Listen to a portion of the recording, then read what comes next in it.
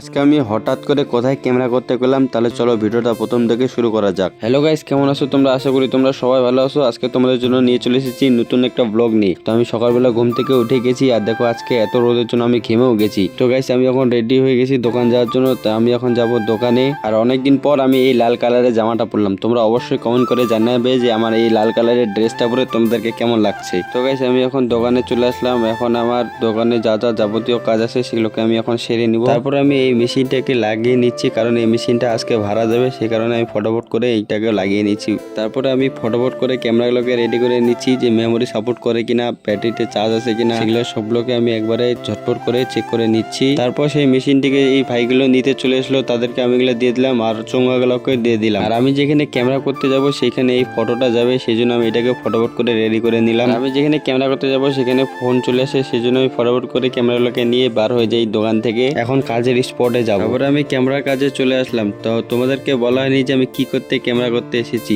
তো আজকে আমাদের একটা পাশের বাড়ির ভাইয়ের অন্নপ্রাশন ছিল, তো সেই অন্নপ্রাশনে আমরা ক্যামেরা করতে এসেছি। তারপর তো আমি আগে একা চলে এসেছিলাম, আর দেখো এই যে এখন ইসমাইল আসছে, আর এখন ইসমাইল হচ্ছে দেখো কোল্ড ড্রিঙ্কস খাচ্ছে, আমাকে দেখাচ্ছে। আমার ঠান্ডা লেগেছে বলেই খাবো না, সেই জন্য আমাকে বারবার দেখায় দেখায় খাচ্ছে, যেন আমার দেখে লোভ লাগে। তারপরে আমার ভাইও চলে আসলো, সে ক্যামেরা এসে হাই করে দিচ্ছে। আর এদিকে দেখো কতগুলো বেলুন ফুলিয়ে ফেলে রেখেছে, আর বাচ্চাগুলোকে শুধু এই বেলুনগুলো নিচ্ছে আর ফাটিয়ে যাচ্ছে। তারপর আমাদের কাজ শুরু হয়ে যায়, আমরা এখন কাজ করা শুরু করে দিই। আর এদিকে দেখো জল ভরানোর জন্য বার হয়ে গেছে সবাই। জল ভরাতে ভরাতে আধা রাস্তায় বৃষ্টি পড়তেছিল, সে কারণে ইসমাইল দেখো ক্যামেরাটা জামার ভিতরে ঢুকিয়ে নিয়েছে যেন বৃষ্টি না পড়ে। জল ভরাতে ভরাতে ঠাকুরগুলোকে পুজো দিতে দেখো 6টা বাজে গেছে, আর এখনো আমাদের কাজ শেষ হয়নি। আমরা এখনো বাড়ি যেতে পারিনি, আর 6টা বেজে গেছে, আর কিছুক্ষণ পরে গেস্ট আসা চালু হয়ে যাবে। এদিকে অনেক কিছু নিয়ম করা শেষ হয়ে গেছিল, তাই ইসমাইল এখন ফটো তুলে নিচ্ছে বাচ্চাটা। তারপরে আমরা ফটাফট বাড়ি গিয়ে ফটাফট করে রেডি হয়ে চলে আসলাম, কারণ আমাদের হাতে বেশি টাইম ছিল না, সে কারণে আমরা শুধু বাড়ি গেছি, রেডি হয়েছি আর চলে আসি।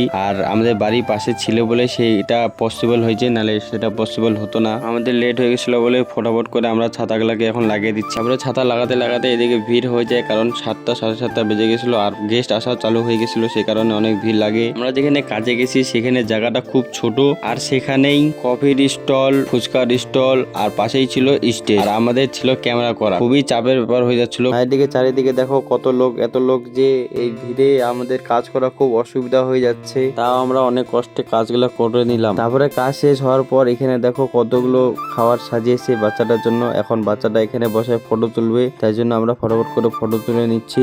এখন আমাদের কাজ শেষ হয়ে গেলো, আমরা এখন বাড়ি চলে যাবো। তো আজকের মতন ব্লগটা এতটাই। তোমাদের যদি ভালো লাগে থাকে তাহলে লাইক কমেন্ট শেয়ার করে দিও, চ্যানেলে নতুন হলে সাবস্ক্রাইব করে দিও। দেখা হচ্ছে নেক্সট কোনো ব্লগে, ততক্ষণের জন্য টাটা।